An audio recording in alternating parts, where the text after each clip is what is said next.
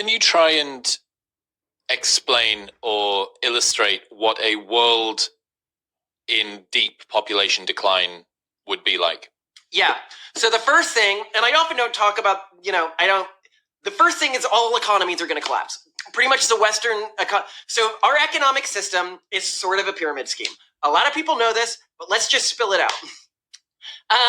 If you look historically, people go with this truism. If I put money on the stock market, that money grows on average.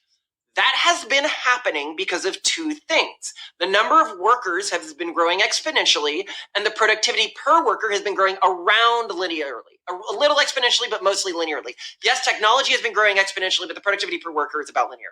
Or at least not close to the explosion in worker population.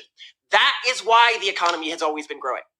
If the worker population in the developed world begins to collapse exponentially, and people are like, well, why don't people in desperately poor countries count? Because by definition, they have small economies.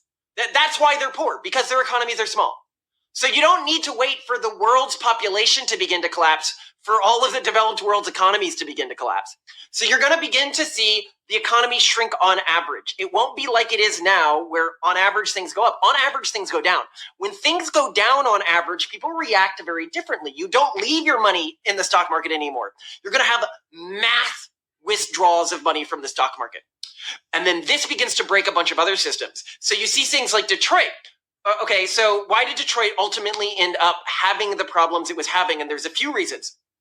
One is our society used this miraculous cheat code called debt. Now, I'm a private equity VC guy. I'm very familiar with debt. So let's just talk a little bit about how debt works and why it's such a miracle. If I'm making a $10 investment and $8 of that is debt and $2 is equity, and that investment grows to just $12, my equity in that investment has doubled. But if it shrinks just $1, my equity has halved. We leveraged our land, our businesses, leveraged means took out debt against, our cities, our states, our nations. It's not, people look at like the national debt. No. It's leveraged to the hilt all the way down. If things start shrinking, the whole thing falls apart. And yes, national debt is a little different than personal debt and stuff like that.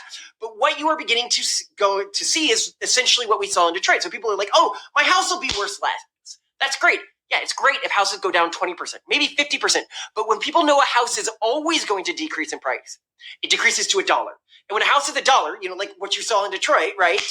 When a house is $1, there's no reason to maintain it because houses cost a lot to maintain. As anyone who is a homeowner knows, you put so much money into your house, but you justify it because, okay, well, it's an asset that I own and people stop investing in assets that way.